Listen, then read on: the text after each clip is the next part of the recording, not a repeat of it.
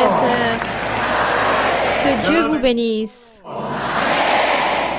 Nous sommes heureux d'être ici avec vous car nous vous aimons, en compagnie de notre sœur Mara-Lisa. Gloire à Dieu. Et où se trouvent les anfitriones? Les frères et sœurs de Pasto, où sont-ils?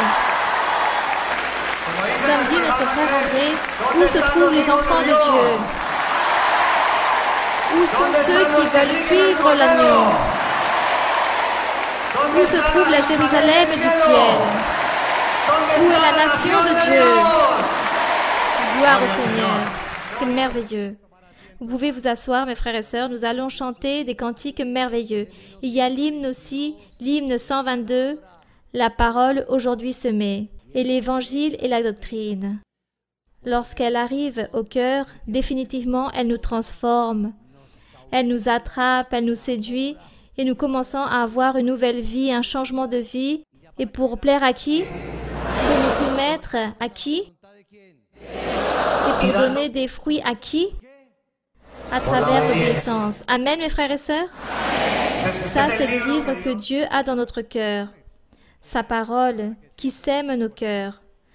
Nous espérons que nous puissions être cette bonne terre pour qu'elle puisse produire au 100%. Gloire au Seigneur. Nous devons démontrer cela au Seigneur.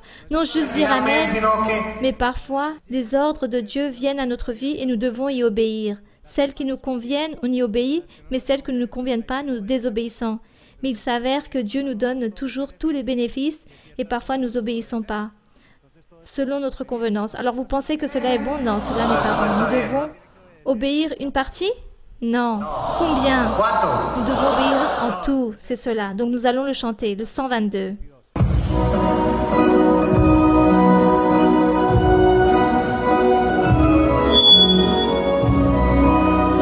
Merci Seigneur, gloire à ton nom. Que ta parole soit toujours dans notre cœur, mon Seigneur, et que nous puissions toujours y obéir.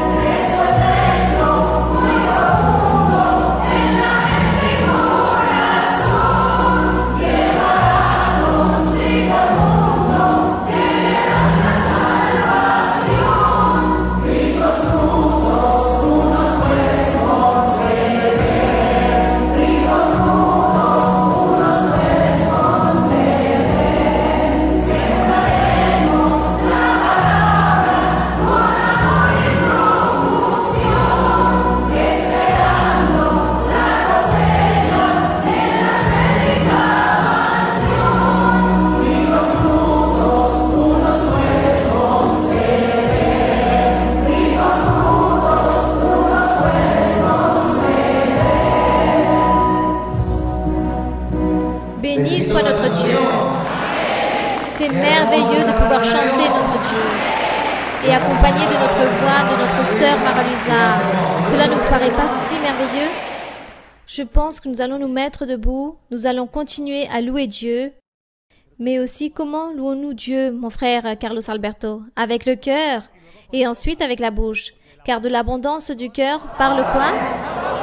Donc, tout ce qu'il y a dans notre cœur, il y a de la sincérité, des fruits. Nous louons beaucoup mieux avec notre bouche. Nous allons donc être libres envers le Seigneur. Nous allons donc chanter un hymne, un cantique merveilleux.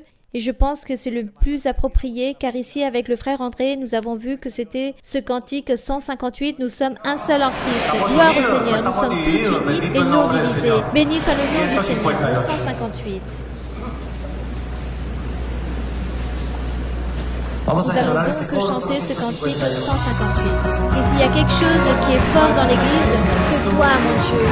Tu es celui qui permet que cette union existe.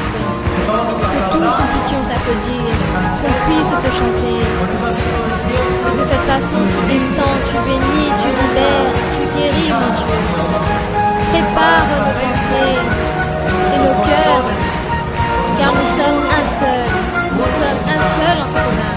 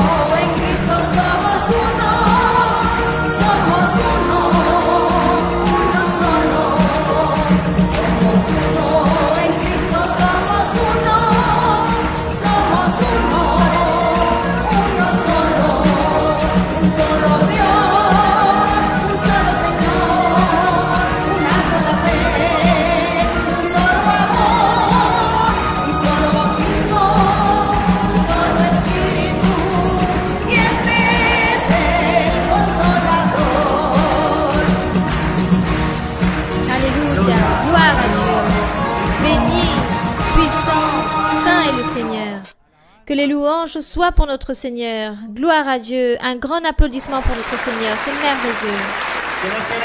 Qui veulent pratiquer ce cantique? Gloire à Dieu. Bon, mes frères et sœurs, est arrivé le moment si merveilleux de recevoir notre sœur Mara-Luisa. Une femme de Dieu. C'est merveilleux. Une femme vertueuse avec vous. Quelle sœur? Recevons-la avec beaucoup de tendresse et d'affection. Aujourd'hui, ici, il y aura de grandes bénédictions. Qui le pense ainsi?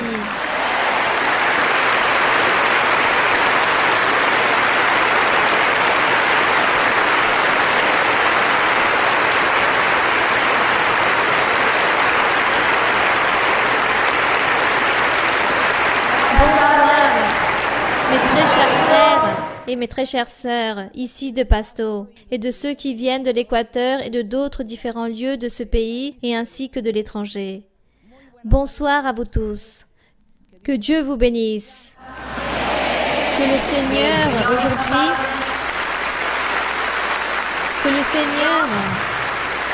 aujourd'hui, puisse écouter vos prières, vos clameurs, vos souhaits, et toutes les supplications que vous avez, il puisse vous les donner et que Dieu accomplisse tous vos vœux.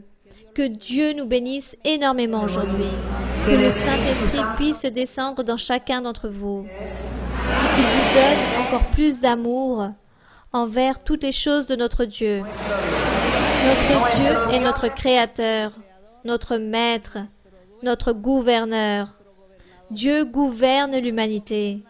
Dieu gouverne l'univers. Dieu est le maître de toute la technologie, de la science. Dieu est le maître de tout. Et lui, il mérite que nous, les humains, nous le louons, que nous lui donnons l'honneur et la gloire, et que nous puissions valoriser ce Dieu, et que nous puissions le reconnaître. Que jamais on puisse oublier que Dieu existe et que nous puissions enseigner au reste des personnes que Dieu existe et que lui, il mérite la valeur, l'honneur et la gloire, car lui, c'est le tout dans notre vie. Donc maintenant, nous allons honorer le Seigneur, le glorifier à travers les questions d'aujourd'hui. Ma sœur Mara-Luisa, bonsoir. Bonsoir. Mon cœur se réjouit d'allégresse, d'admiration et de respect par le fait d'être face à une mère, à une guide et une maîtresse spirituelle par excellence. Maintenant, ma sœur, si vous me le permettez, j'ai une question sur les termes juste, justice et jugement. Car il y a comme une constante depuis Genèse jusqu'à Apocalypse. Je vais citer par exemple dans Proverbe 21:3. Ma sœur, je peux lire? Oui, ma sœur, oui. La pratique de la justice et de l'équité, voilà ce que l'Éternel préfère au sacrifice. Mais ma question, ma sœur, est la suivante. Qu'est-ce que signifient ces mots juste, justice et jugement dans notre vie spirituelle, sachant qu'il s'agit de mots cohérents aussi? Ma sœur, merci beaucoup et que Dieu continue à vous bénir. Merci. Proverbe 21 dans le verset 3, il dit « La pratique de la justice et de l'équité, voilà ce que l'Éternel préfère au sacrifice. » Car faire la justice, pratiquer la justice, c'est être droit envers Dieu. C'est être droit avec ou envers les personnes, avec son prochain. Être droit et juste avec ces personnes qui nous entourent, avec ces gens qui sont proches de nous. Nous devons être justes, droits, sincères, honnêtes, faire les bonnes choses, être bénévolent, être miséricordieux, avoir de la patience, considérer les autres, de la tolérance, du respect, savoir valoriser les autres. Lorsque nous faisons tout cela, alors on dit que nous sommes justes. Et la justice vient de là. Rappelons-nous qu'il y a un groupe de juges, qui se réunissent pour réaliser la justice dans n'importe quel cas. Dans la vie réelle, il y a des cas où les personnes commettent par exemple beaucoup de crimes, beaucoup d'infractions contre la loi, et à cause de tout cela, ces dernières sont jugées. Et qui réalise ce jugement? Les juges. Donc ce sont les juges qui doivent être justes, en train d'implanter et de réaliser un jugement. Ils se réunissent, ils délibèrent un jugement, ils disent que cette personne va être coupable ou innocente. Qu'est-ce que nous allons faire avec cette personne? Donc ils commencent à réaliser beaucoup de recherches, faire beaucoup d'analyses, car ces juges veulent donner un véritable jugement. Ils ne veulent pas aller contre la personne, mais ils veulent juste réaliser un jugement équitatif pour que réellement, lorsqu'ils vont déterminer le délit, alors la personne sera donc coupable et il faudra la condamner tant d'années ou peut-être elle sera innocente. On attend toujours que ces juges puissent réaliser la justice, qu'ils puissent être justes dans ce qu'ils sont en train de réaliser lors de leur jugement. Nous aussi, autant que personnes particulières, nous aussi, parfois, nous commettons beaucoup d'injustices envers les personnes. Nous aussi, nous jugeons les personnes innocentes, sans les connaître, sans connaître les faits des personnes, et nous sommes en train d'émettre un jugement, sans savoir et sans avoir réalisé des recherches si cela était certain ou pas. Donc parfois on juge à la légère, on condamne à la légère. Voilà ce qui parle ici, ce que Dieu veut que nous, les êtres humains, que nous puissions être justes, droits, lorsque nous émettons des jugements, mais ne pas condamner un innocent. Et c'est pourquoi le Seigneur dit ainsi, « Celui qui pratique la justice et l'équité, celui-ci doit être juste et droit en tout. Tout cela plaît devant les yeux de l'Éternel. Et il vaut mieux faire cela le temps de sacrifice, car dans l'Antiquité, le peuple d'Israël réalisait beaucoup de sacrifices à Dieu. Ils sacrifiaient beaucoup d'animaux, des bœufs, des vaches. Ils les sacrifiaient à Dieu pour que Dieu puisse leur pardonner leurs péchés. Mais le Seigneur disait, « Je préfère que tu puisses vivre une vie droite et juste avant que tu me donnes ici 10 vaches ou 10 bœufs autant que sacrifice. Je ne veux pas tant de sacrifices. Je veux un cœur droit et juste. Voilà ce que Dieu veut. Et aujourd'hui encore, Dieu dit que de nous, il attend un cœur sincère, droit, que nous soyons honnêtes, que nous soyons sincères et que nous puissions aimer Dieu avec tout notre cœur. Et par-dessus cela aussi, que nous puissions réaliser de bonnes choses envers les autres. Voilà ce que nous enseigne et voilà ce que signifie être juste ou faire ou pratiquer la justice ou implanter des jugements qui réellement, ces derniers ne soient pas contre des innocents, mais que ce soit des vrais jugements qui sont déterminés. Voici ce que Dieu attend de nous. Bien, continuons vers l'avant avec une autre question. Bonsoir. Bonsoir, ma sœur Mara-Luisa. Bonsoir. Bienvenue au département de Nariño. Recevez un grand bonjour de Ipales. Que Dieu vous bénisse. Ma sœur, je voudrais vous poser une question dans 2 passages de la Bible. La première se trouve dans Deutéronome chapitre 28, verset 47. Il dit ainsi. Pour n'avoir pas au milieu de l'abondance de toutes choses servi l'Éternel ton Dieu avec joie et de bon cœur. Ma sœur Mara-Luisa, dans ce verset, Dieu s'est déplaît du peuple d'Israël, car le peuple ne l'a pas servi avec son cœur et avec amour. Dieu a reproché au peuple d'Israël, car ils n'ont pas accompli la loi, ils se sont toujours plaints. Et dans Psaume 100, verset 2, il dit ainsi, « Servez l'Éternel avec joie, venez avec allégresse en sa présence. » À ce moment-là, ma sœur, vous venez de nous enseigner, ceux qui parlent dans Psaume, c'est le Seigneur Jésus-Christ. Et cela, nous devons l'appliquer dans l'Évangile pour louer et servir notre Dieu. Ma sœur, dans les temps d'aujourd'hui, Dieu nous a donné de son Saint-Esprit les dons spirituels pour lui servir.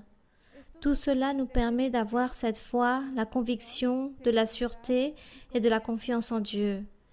Mais beaucoup de fois, même ayant toutes ces bénédictions, on ne lui sert pas et on ne loue pas Dieu avec cette joie et avec tout notre cœur, en train de convertir le service de Dieu en un fardeau dans la vie du croyant.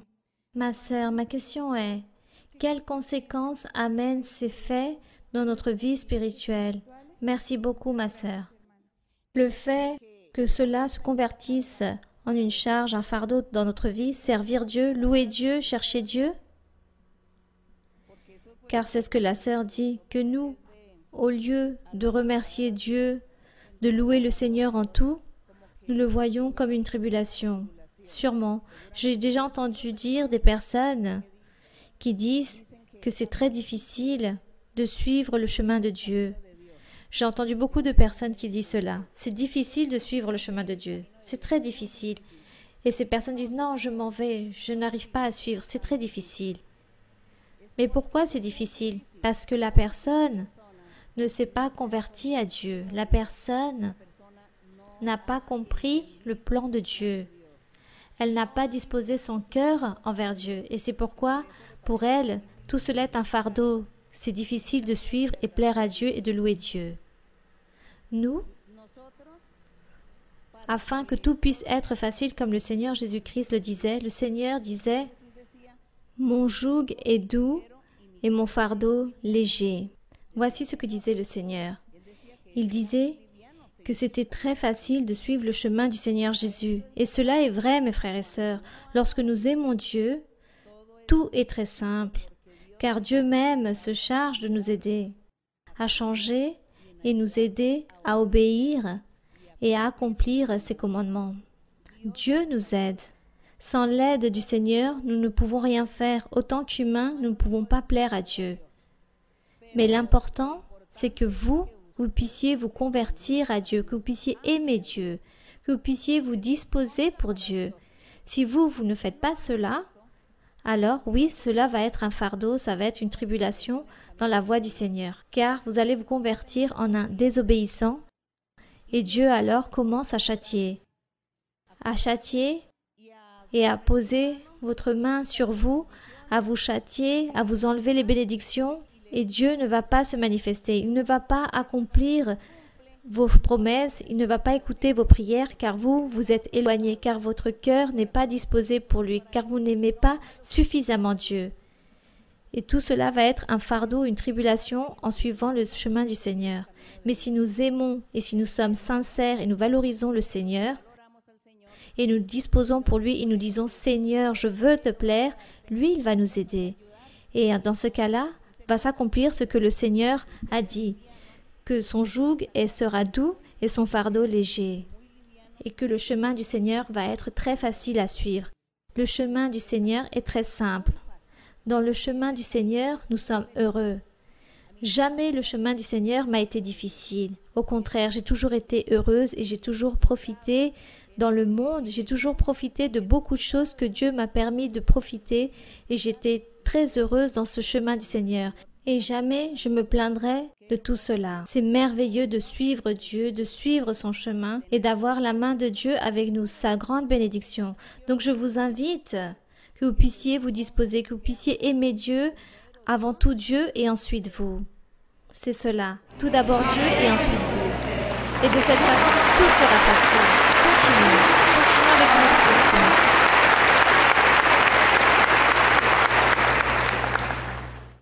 Bonsoir, ma sœur Maraluisa. Que Dieu vous bénisse. C'est une allégresse pour le département de Nariño d'avoir votre présence ici ainsi que tous ceux qui vous accompagnent et savoir aussi que nous sommes ce troupeau qu'un jour Dieu a promis. Si vous me le permettez, ma sœur, j'ai une question. Elle se trouve dans Romains 1, du verset 22 au verset 28. Romains 1, 22 au 28. Oui, ma sœur, vous pouvez lire. Se vantant d'être sages, ils sont devenus fous. Ils ont changé la gloire de Dieu incorruptible en image représentant l'homme corruptible, des oiseaux, des quadrupèdes et des reptiles. C'est pourquoi Dieu les a livrés à l'impureté, selon les convoitises de leur cœur, en sorte qu'ils déshonorent eux-mêmes leur propre corps. Eux qui ont changé la vérité de Dieu en mensonge et qui ont adoré et servi la créature au lieu du Créateur, qui est béni éternellement. Amen.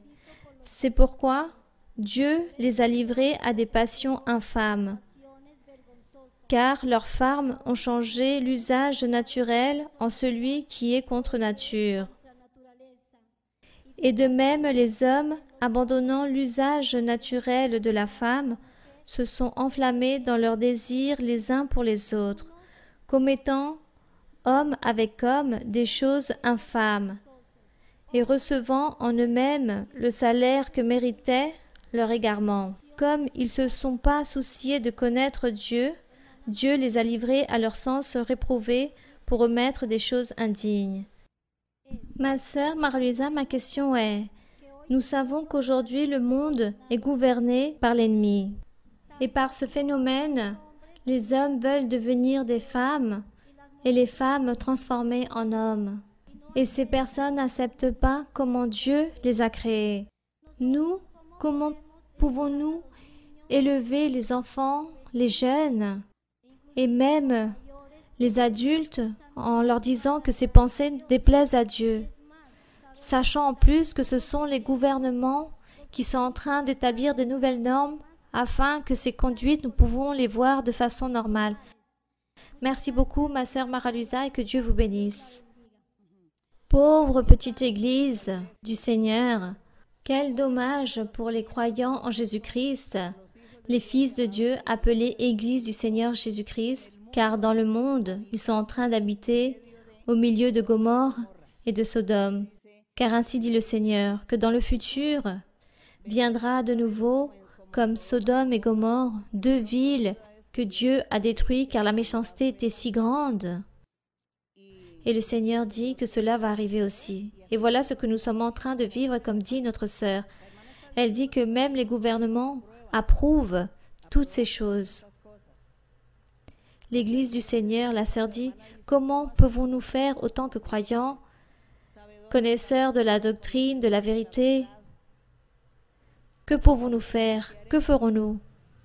Nous devons c'est nous dédier à Dieu avec toute sincérité et nous disposer à lui pour que Dieu puisse nous donner ce pouvoir, pour que Dieu nous donne l'appui et que nous puissions ainsi publier, enseigner, évangéliser la véritable parole, le véritable chemin pour enseigner aux personnes, inviter aux personnes qu'ils puissent connaître Dieu. Car lorsque les personnes viennent à la connaissance de Dieu, Dieu ensuite change leur pensée. Dieu change la personne, il la transforme, il lui fait changer toutes ses pensées qu'elle avait auparavant et fait que cette personne puisse être sainte, parfaite, droite, juste. Voilà ce que fait Dieu. Mais nous, c'est nous qui avons le travail à réaliser. Nous sommes les responsables de faire ce travail dans ce monde au milieu de tant de personnes, des milliards de personnes. Nous ne pouvons pas aller voir les gouvernants et critiquer leurs lois, leurs projets ou ce que eux ils inventent, mais nous, ce que nous allons directement voir les personnes, leur parler de Dieu. Croyez en Dieu, cherchez Dieu, si vous voulez être heureux dans la vie. Car toutes ces choses, même si les gouvernements approuvent ces choses, les personnes sont malheureuses. Les gens ne sont pas heureux. Moi, je parle avec ces personnes et ces personnes me disent « Je ne suis pas heureuse. Je ne suis pas heureuse d'être cette personne ainsi, comme je suis maintenant. De cette manière, comment je suis, je ne peux pas la changer. J'ai l'impression qu'on me domine et je ne suis pas heureuse. Et beaucoup de fois, j'ai même voulu m'ôter la vie. Des hommes et des femmes m'ont dit cela. Donc cela ne produit pas la joie. Et parfois les personnes pensent que toutes ces personnes dévient leur chemin par rapport à leur aspect naturel, comme le dit ici la Bible, que les hommes veulent être des femmes et les femmes veulent être des hommes. Lorsqu'ils ont ces déviations, c'est parce qu'ils sont remplis de mauvais esprits. C'est le diable qui réalise toutes ces choses. Il établit tous ces démons et tous ces mauvais esprits dans le corps de cet homme ou de cette femme pour faire que cette personne puisse changer sa manière de penser et faire que cette personne veuille être une autre personne. Donc cette dernière est victime du diable. La personne n'est point fautive. C'est le diable qui veut détruire cette personne. Car ces dernières ont besoin de sauter la vie, de se suicider, car c'est ce que le diable veut, que les personnes pêchent, que les personnes réalisent des iniquités, que les personnes puissent mener une vie amère et contredire Dieu afin de réaliser beaucoup de choses qui déplaisent à Dieu et puissent perdre leur vie éternelle. Voilà ce que cherche l'ennemi, que les personnes perdent la vie éternelle. Donc, ces personnes sont victimes et nous devons prier pour ces personnes, demander à Dieu, les inviter à l'église.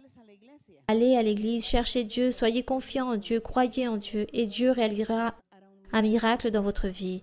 Il y a beaucoup de personnes que je connais qui sont venues à l'église, se sont converties à Dieu, ont compris le plan de Dieu et aujourd'hui ces personnes sont tout à fait normales car Dieu les a libérées, leur a chassé tous ces mauvais esprits. Aujourd'hui elles sont normales et heureuses et veulent continuer à vivre la vie.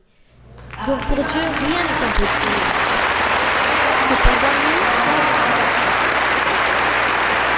nous n'allons pas nous convertir en un juge ni en des justiciers, aller vers les personnes, les juger, ou les condamner, ou les mépriser, ou aller contre eux et devenir leur ennemi. Non, Dieu nous a établis, c'est pour que nous puissions leur parler de Dieu, que nous puissions les sauver, que nous puissions prier pour eux et demander à Dieu que Dieu fasse des miracles dans leur vie.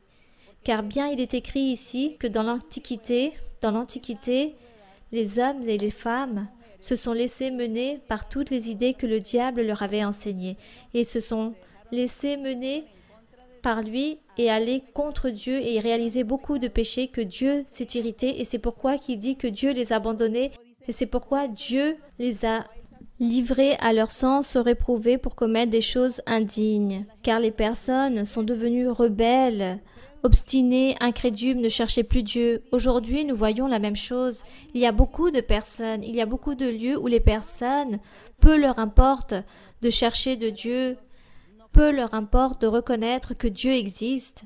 Et c'est pourquoi Dieu les abandonne et les laisse qui vivent dans leurs péchés, dans leurs propres pensées, dans leurs propres théories ou idéales, et que eux-mêmes se chargent de troubler leur propre vie spirituelle, de bouleverser leur bonheur, de perturber leur joie, par le fait d'être obstinés, rebelles et entêtés. Voilà ce qui arrive au corps aujourd'hui et cela continuera à arriver dans le futur. L'Église est au milieu. Il existe les croyants en Jésus-Christ qu'ils sont là pour empêcher que le diable réalise toutes ces choses dans l'humanité.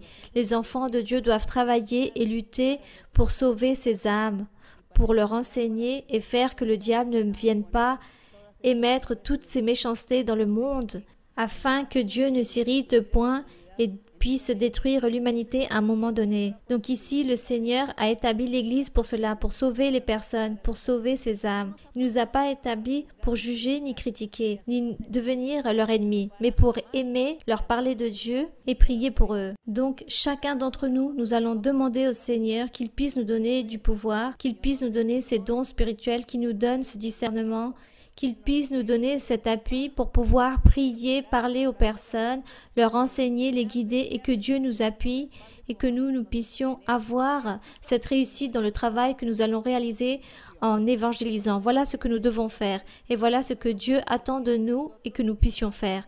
Donc nous ne restons pas ici les bras crasés. Nous devons travailler au Seigneur. Continuons avec notre question. Nous allons continuer. Bonsoir mes frères et sœurs, que Dieu vous bénisse.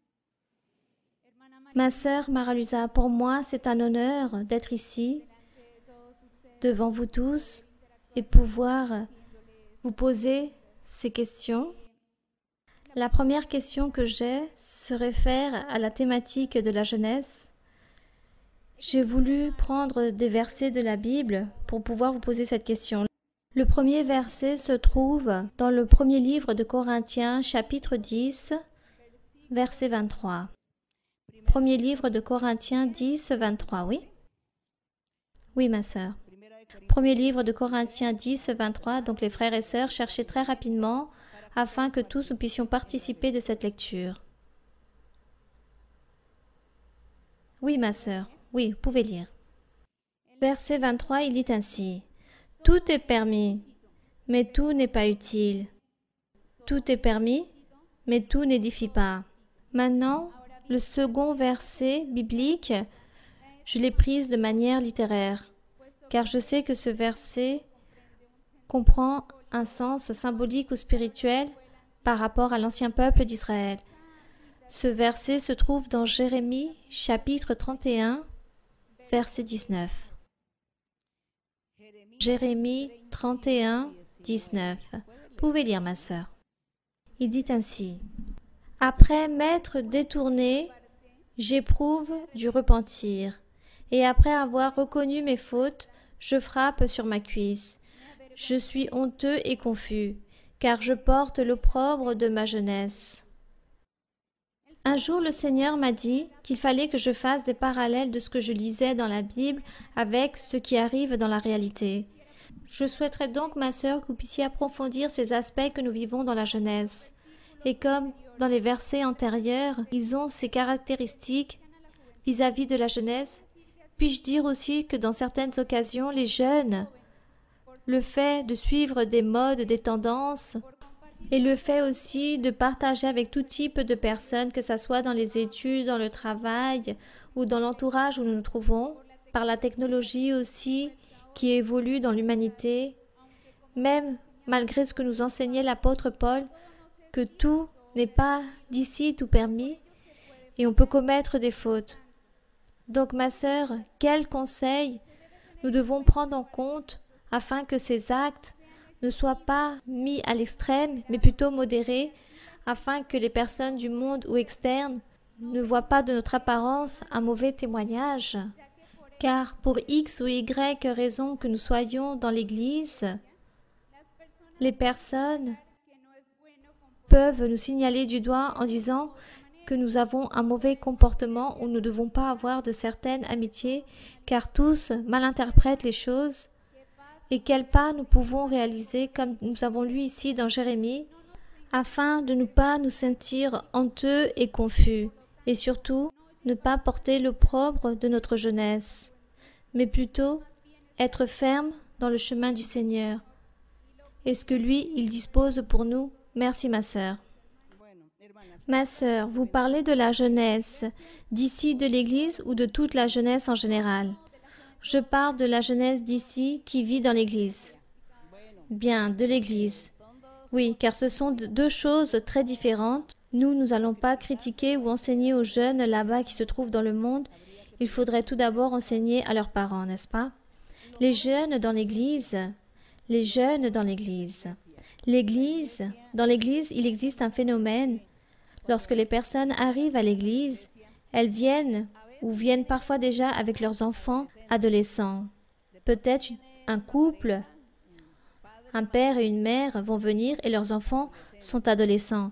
Ces parents viennent à l'Église, ont été séduits par Dieu, ils se convertissent et continuent vers l'avant, mais malheureusement leurs enfants sont déjà dans cette étape d'explorer le monde, de vouloir ouvrir les yeux pour le monde, de vivre, de le sentir et de faire toutes les choses de ce que les autres font, vivre les modes et vivre de toute cette modernité, de toute cette technologie qui existe par rapport aux médias de communication, qui, à travers de ces médias, nous connaissons déjà le monde sans avoir besoin de voyager. Et de ce fait, les jeunes, ils veulent déjà profiter de tout cela. Et les parents qui se convertissent souffrent. Que puis-je faire que mes enfants ne veulent pas venir à l'église?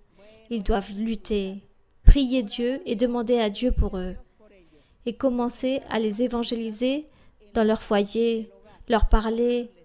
On a connu l'église, on va à l'église, on t'invite. Pourquoi? Pour que eux aussi puissent recevoir les bénédictions de Dieu et qu'un jour ils puissent être responsables devant Dieu. Si nous parlons par exemple des parents où les couples arrivent avec leurs enfants tout petits, par exemple de 7 ans, 6 ans, 8 ans,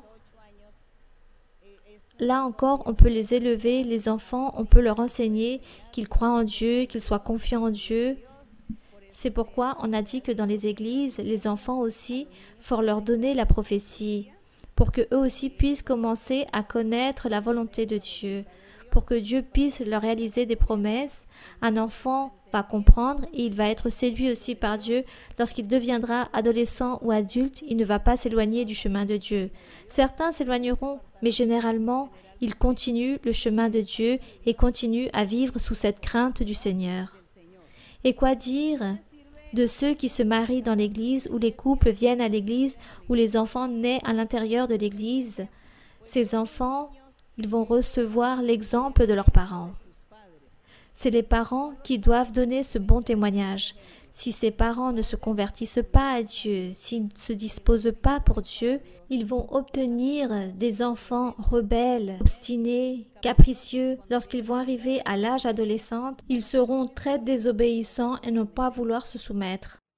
C'est donc des parents que dépendent que leurs enfants puissent avoir cette crainte à Dieu et que leurs enfants prennent le droit chemin. Et donc oui, ils vont vouloir explorer, vont contempler, mais ne vont jamais abandonner le chemin de Dieu. C'est pourquoi ici dans la Bible, il dit qu'il faut enseigner à l'enfant, qu'il faut enseigner la voie de Dieu, car une fois que cet enfant va vieillir, il ne va pas s'éloigner de Dieu, car quelque chose va rester dans son être. Mais c'est l'exemple et le témoignage des parents, de ceux qui les ont engendrés. C'est eux qui vont donner ce témoignage à cette jeunesse.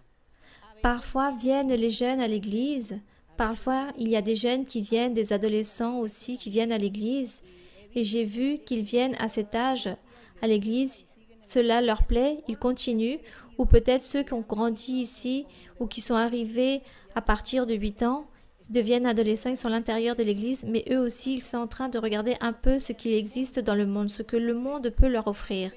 Mais pour cette jeunesse, ici dans Ecclésiaste chapitre 11, nous avons des conseils pour les jeunes, où Dieu donne à ces jeunes de l'Église. Soit qu'ils sont nés dans l'Église, ou qu'ils ont grandi dans l'Église, ou à peine ils sont arrivés à l'Église. Pour ces jeunes, il dit ainsi: « Jeune homme, régis-toi dans ta jeunesse, livre ton cœur à la joie pendant les jours de ta jeunesse.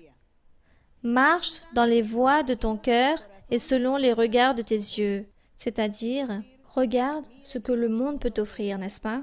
car tant de choses modernes qui existent, il dit, ici il est en train de dire qu'ils puissent en profiter.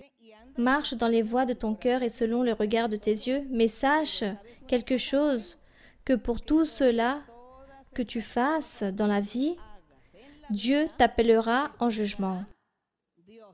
Ici, il est en train de lui dire, profite, fais ce que tu regardes, ce que tu entends, ce qu'on te dit de faire, profites-en, fais-le. Mais à travers toutes tes actions, tes œuvres, Dieu va te juger. On parle des jeunes de l'Église. Dieu te jugera. Dieu va te faire payer. Dieu va te réclamer des choses. Il va te dire pourquoi tu n'as pas fait les choses de bonne façon. Pourquoi tout ce que tu l'as fait de la mauvaise façon. Donc il dit que Dieu, à ce jeune, il lui réclame, il lui fait payer comme si c'était un adulte. Comme si ce jeune était un adulte. Donc ici, il est en train de lui dire, bannis de ton cœur le chagrin, éloigne le mal de ton cœur, ne réalise pas des choses mauvaises, ne sois pas mauvais, car la jeunesse et l'aurore sont vanité. C'est-à-dire que cela ne dure qu'un temps. Cela passe un temps, les années passent, et tu ne seras plus jeune. Les années passent, et tu ne seras plus un adolescent. Mais en toi est resté ces mauvaises actions que tu as réalisées, et à travers ces mauvaises actions, Dieu va te juger, il va t'enlever des bénédictions, tu ne seras pas heureux dans la vie, et Dieu va te châtier tout ce que tu as fait. Voilà ce qu'il est en train de dire ici. Comme tout cela est vanité, le temps passe, et il va devenir un adulte, qu'il se rappelle de tout cela, à travers ses actions, Dieu va lui faire payer. Donc les jeunes aussi ont la responsabilité de se convertir à Dieu. Ils ont la responsabilité de faire la volonté de Dieu. Et Dieu leur châtie de la même façon qu'un adulte, qui ne va pas dire « comme je suis un enfant ou un adolescent, il ne va pas me faire payer ». Il châtie aussi à ces personnes, à ces jeunes. Donc il dit « souviens-toi de ton Créateur pendant les jours de ta jeunesse, avant que les jours mauvais arrivent et que les années s'approchent où tu diras « je n'y prends point de plaisir ». Je n'ai pas de plaisir dans la vie, je ne peux plus vivre la vie, j'ai souffert. Pourquoi? Ah, parce que quand j'étais jeune, j'étais si méchant et à travers toutes mes méchancetés, maintenant je suis en train de les payer maintenant. Cela peut arriver. Donc, pour la jeunesse aussi, je vous conseille que vous puissiez vous disposer pour Dieu. Disposez-vous pour Dieu. Dieu ne va pas vous interdire que vous profitez de certains plaisirs qu'offre, par exemple, dans le monde, pour que vous puissiez en profiter, car ce sont des plaisirs qui sont sains, des choses bonnes. Et Dieu permet cela, de profiter des bonnes choses, mais ne pas réaliser des méchancetés, ne pas devenir une personne malfaisante, indésirable à la société. Car Dieu est là en train d'établir les yeux sur chacun, et aussi Dieu va châtier. Donc, aux jeunes, disposez votre cœur, cherchez Dieu, aimez Dieu, et ne vous laissez pas remplir vos pensées de tant d'idées qu'on vous parle là-bas peut-être, dans les études, à l'université, dans les écoles. Ne tombez pas dans toutes ces philosophies, dans toutes ces idéaux, dans toutes ces choses que l'homme ou l'adulte démontre, car tout cela va vous enduire en erreur. Le jeune de l'Église doit être réaliste et lire la Bible et être très réaliste et essayer de faire que Dieu soit avec lui afin que Dieu lui enseigne aussi. À beaucoup de jeunes, Dieu les a bénis énormément, leur a donné les dons spirituels, leur a donné des révélations. Nous avons des exemples de jeunes ici qui ont été triomphants dans la vie, comme fut Timothée, Tite, Philémon. L'apôtre Paul aussi fut jeune et il a marché dans le chemin de Dieu et fut victorieux. Ensuite venaient toutes ces personnes, ainsi que Timothée, c'était un jeune rempli de Dieu. Voilà ce que Dieu attend de la jeunesse. Donc cette invitation, c'est pour les jeunes, qu'ils puissent chercher et avoir des choses de Dieu pour qu'ils puissent être cet exemple pour la plupart des jeunes qui se trouvent dans le monde. Continuons avec une autre question.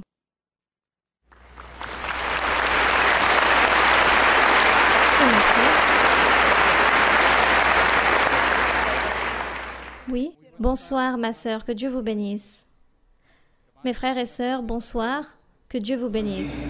Amen. Aujourd'hui, c'est un motif de grande bénédiction, de grande allégresse. Le Seigneur nous permet aujourd'hui d'être ici, de profiter de ce ministère, de cette révélation de la part de Dieu, de recevoir cette doctrine pure et parfaite de la part de notre Dieu, que la gloire et la louange soient pour lui. Gloire à Dieu.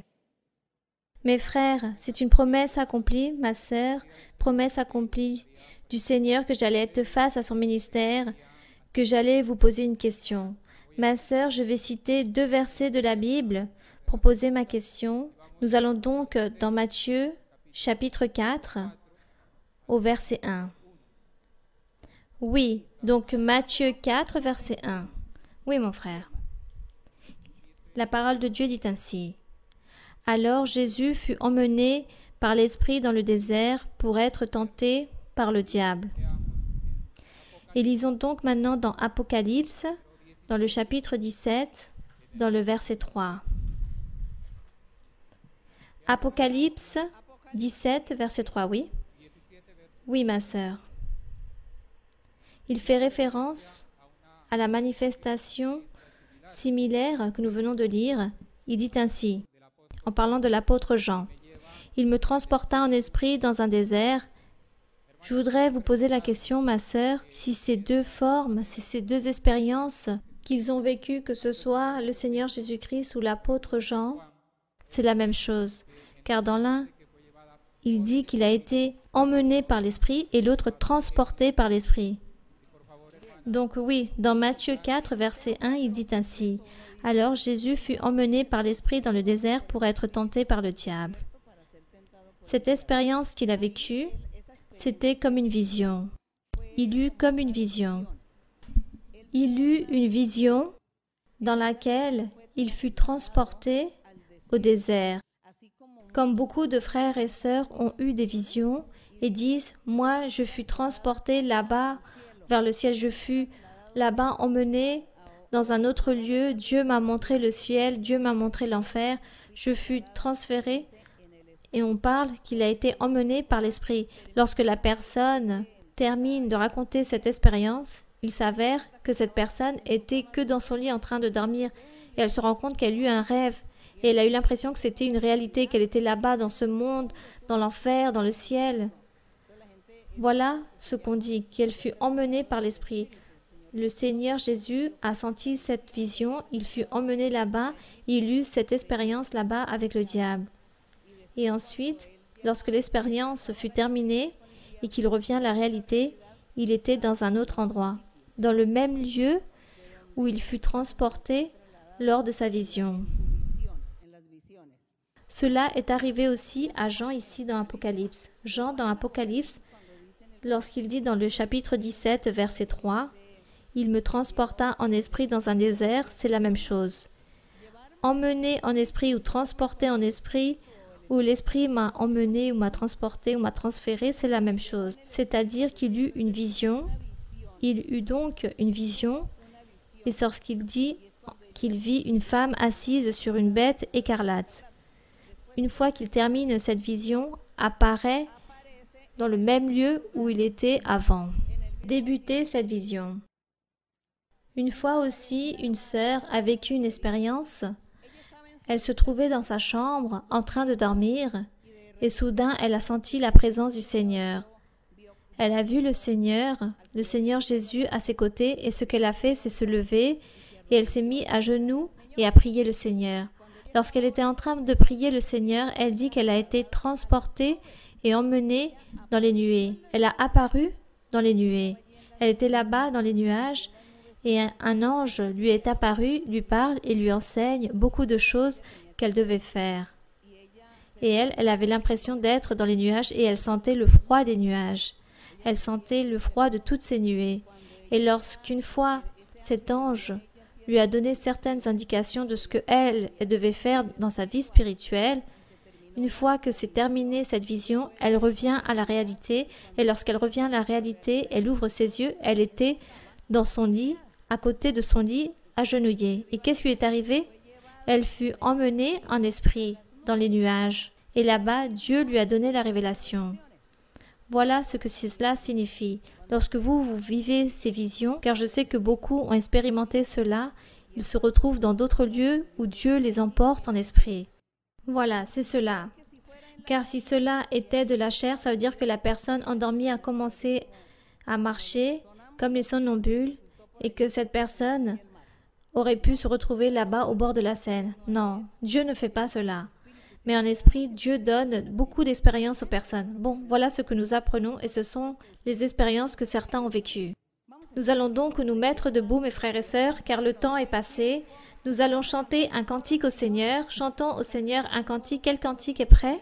Chantons ce cantique merveilleux qui dit « Chantez victoire ».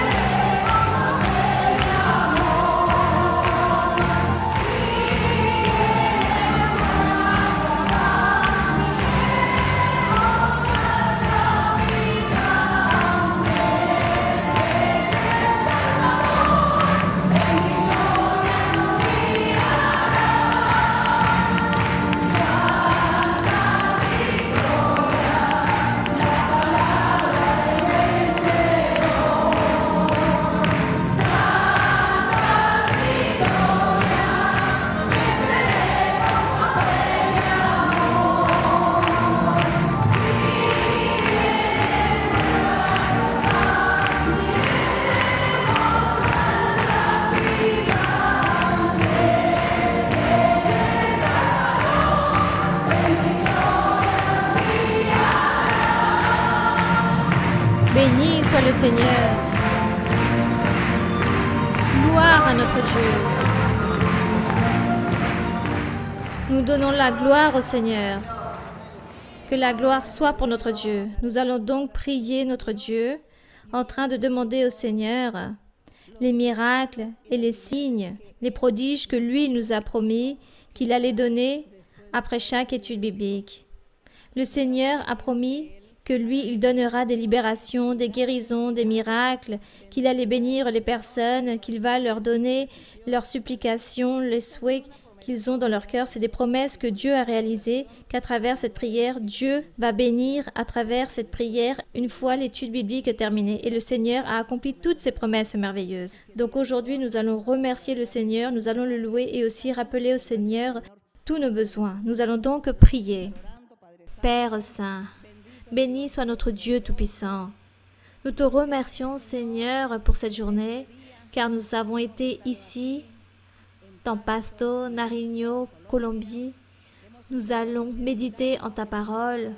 Nous avons été tous ici réunis pour glorifier ton nom, pour te louer, pour t'honorer, en train de lire la Bible, en train de méditer en ta parole, en ta doctrine, en train d'apprendre, mon Seigneur, en train de voir toutes les choses d'un point de vue spirituel, d'un point de vue personnel qui te provient, non des hommes, mais tout ce que tu nous enseignes, car tout ce que tu nous enseignes aujourd'hui est parfait, mon Seigneur.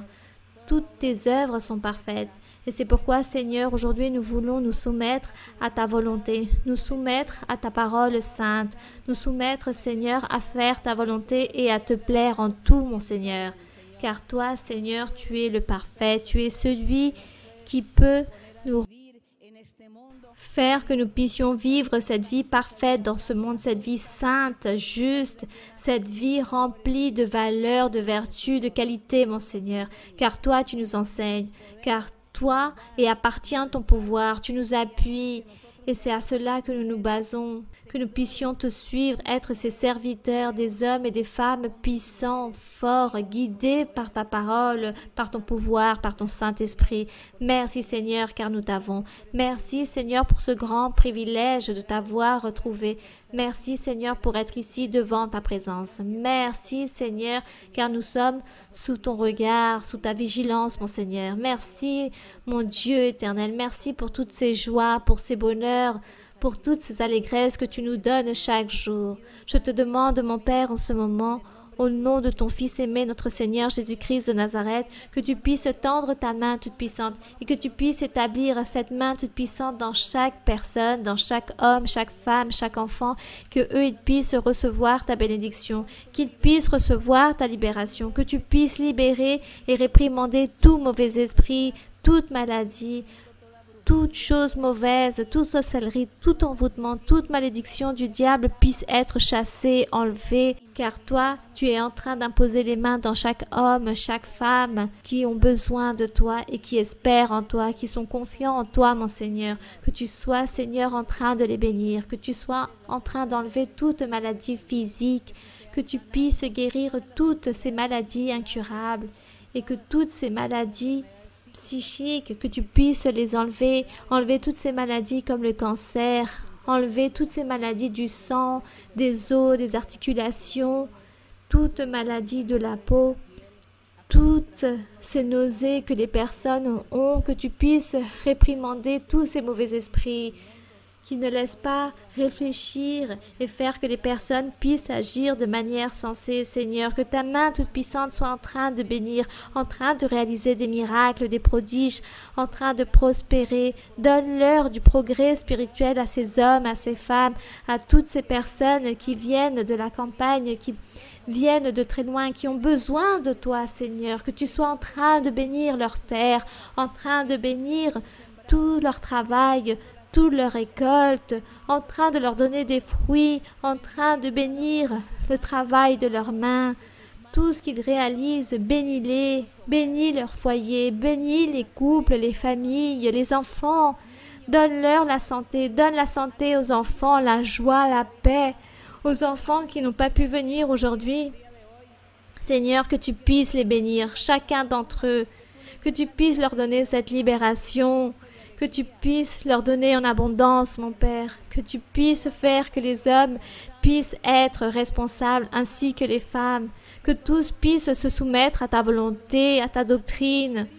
Enlève, Seigneur, toute incompréhension, toute rébellion, toute obstination, et que les jeunes aussi puissent te chercher, puissent te louer, que les jeunes aussi puissent avoir les dons spirituels, que les jeunes reçoivent de ton pouvoir, ton amour, ta miséricorde, ton appui, que tu leur donnes cette joie, ce bonheur, que tu puisses les protéger de toute méchanceté, que tu puisses les garder, les protéger de toute violence, de tout vice, de toute obstination, de toute rébellion. Seigneur aussi, bénis tous ceux qui vont nous voir à travers la vidéo, tous ceux qui nous voient, eux aussi ont leurs propres supplications, eux aussi te clament, mon Seigneur. Alors guéris-les, donne-leur la libération, donne-leur des guérisons physiques et psychiques. Eux aussi ont des souhaits dans leur cœur. Mon Père Saint, donne-leur à chacun selon ta sainte volonté, mon Père, selon ce que chacun mérite, Seigneur, dans leur vie. Enseigne le chemin, enseigne-nous le chemin de la droiture, la voie de la perfection, le sentier de la sainteté. Guide-nous, Seigneur, vers ce droit chemin. Les louanges sont pour toi, l'honneur est pour toi, la gloire est pour toi, mon Seigneur. Nous te louons, mon Seigneur, nous te bénissons, nous te donnons l'honneur, la gloire et la louange. Béni soit ton nom. Béni soit ton nom durant les siècles et les siècles. Alléluia. Louange à ton nom. Que ton nom soit glorifié. Béni soit le Seigneur. Puissant est le Seigneur. Puissant est notre Dieu. Puissant est notre Roi. Et au nom glorieux de Jésus-Christ, ton Fils aimé, nous te louons, mon Seigneur. Nous te bénissons, mon Seigneur. Les louanges sont pour toi. À toi appartient ce royaume. Enseigne-nous, Seigneur. Réprimande-nous, Seigneur. Aide-nous dans cette droiture. Aide les jeunes, prospère-les. Donne-leur le progrès et qu'ils puissent craindre ta parole, qu'ils puissent chercher ton chemin, qu'ils puissent suivre cette voie, qu'ils puissent avoir une vie droite, qu'ils puissent redresser leur vie spirituelle. Merci, mon Père. Merci, Seigneur. Louange à ton nom. Tu es béni pour toujours. Tu es béni durant les siècles et les siècles. Alléluia. Puissant est mon Seigneur. Puissant est le Seigneur. Puissant est le Seigneur. Puissant est le Roi. Puissant est mon Seigneur. Estamos de fiesta con Jesús. Al cielo queremos ir, donde todos reunidos estaremos. Es Cristo que va a ser. Poderoso es el Señor, poderoso es el Señor, poderoso es el Señor, poderoso es el Señor. El Salva, poderoso es el Señor, poderoso es el Señor, poderoso es el Señor, poderoso es el Señor, poderoso es el Señor. Él viene, poderoso es el Señor, poderoso es el Señor, poderoso es el Señor, poderoso es el Señor, poderoso es el Señor. Estamos de fiesta con Jesús. Al cielo queremos ir, donde todos reunidos estaremos. Es Cristo quien va a servir. Poderoso es el Señor, poderoso es el Señor, poderoso es el Señor, poderoso es el Señor. Él sana, Él salva, poderoso es el Señor, poderoso es el Señor, poderoso es el Señor, poderoso es el Señor, poderoso es el Señor. Él viene, poderoso es el Señor, poderoso es el Señor, poderoso es el Señor, poderoso es el Señor. Alabado tu nombre, mi Padre. Tu bendición. Ta bénédiction, mon Père Saint, est pour nous tous, mon Seigneur. Car aujourd'hui, il y a beaucoup de bénédictions, il y a beaucoup d'allégresse et beaucoup de réjouissance dans chaque cœur. C'est pourquoi aujourd'hui, je veux vous bénir énormément. Je veux vous donner beaucoup de triomphes spirituels, beaucoup de victoires. Et je vais vous donner beaucoup de révélations. Beaucoup vont recevoir beaucoup de révélations dans les rêves, où je vous montrerai mon chemin, où je vous montrerai ce que vous devez faire. Et je vous montrerai le salut. Je vous montrerai le chemin parfait dans lequel vous devez marcher et vous devez changer, vous devez abandonner beaucoup de choses. Je vais vous enseigner. Je vais prospérer vos vies et je serai en train de donner des prospérités matérielles aussi. Je serai en train de donner l'allégresse, du bonheur dans vos cœurs, beaucoup de guérison, beaucoup de libération, beaucoup de triomphe. Je serai en train de purifier, de bénir chacun d'entre vous, ainsi même dans vos foyers, car je serai en train de nettoyer toute larme versée, et je serai en train de consoler, en train d'enlever toute affliction, toute tristesse, car je serai en train de vous donner des bénédictions, des triomphes, de la prospérité, de l'allégresse. Il y a beaucoup de miracles qui seront en train de s'expérimenter, ainsi que des guérisons, des libérations. Je serai en train de donner des dons spirituels. Je serai en train de verser beaucoup de dons spirituels. Il y aura beaucoup de changements, beaucoup de transformations de vie. Je serai en train de donner, car la bénédiction viendra pour tous. N'ayez pas peur, ne soyez pas affligés, ne soyez pas tristes, car beaucoup se trouvent dans cette situation, mais je vais donner la prospérité, le progrès et beaucoup de changements positifs pour vous tous. Alors continuez vers l'avant, soyez fermes, il y a des bénédictions. Ne soyez pas confiants en ces choses que l'homme puisse enseigner, mais soyez confiants en ma parole. Apprenez la doctrine et apprenez ce que je vous enseigne à travers des rêves que je serai en train de donner à beaucoup pour montrer mon chemin. Soyez confiants et continuez vers l'avant. Béni soit Dieu, puissant est mon Seigneur Tout-Puissant. Père Saint, merci Seigneur, merci, merci mon Père Saint, merci pour tes promesses, au nom glorieux de Jésus-Christ. Merci au Roi Tout-Puissant.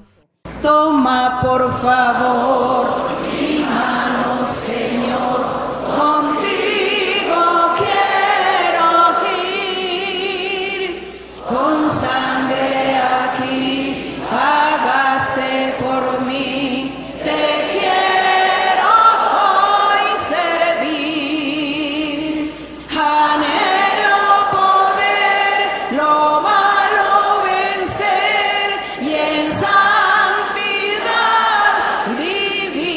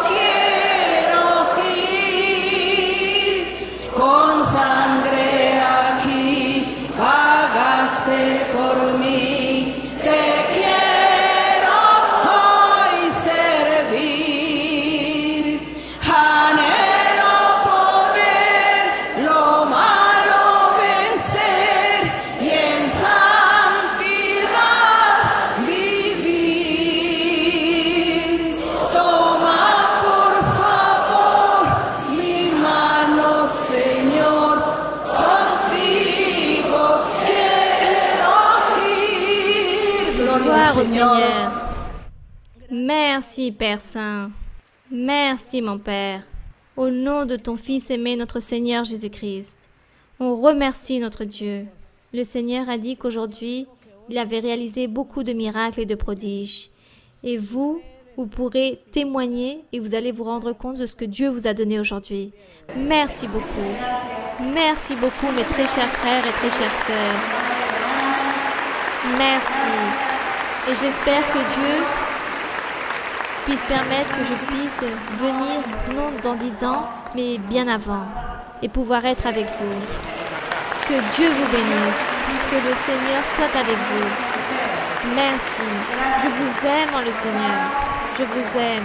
Et les personnes qui vont nous voir à travers la vidéo, aussi il y a une grande bénédiction, car Dieu aussi a donné et a partagé des grandes bénédictions pour vous tous. Donc que le Seigneur vous bénisse. Je vous aime beaucoup en le Seigneur. Et j'espère à très bientôt. Et que mon Seigneur soit toujours avec vous, qu'il puisse vous garder dans vos chemins, dans votre voyage de retour, dans le retour à vos foyers, que Dieu soit toujours avec vous. Merci.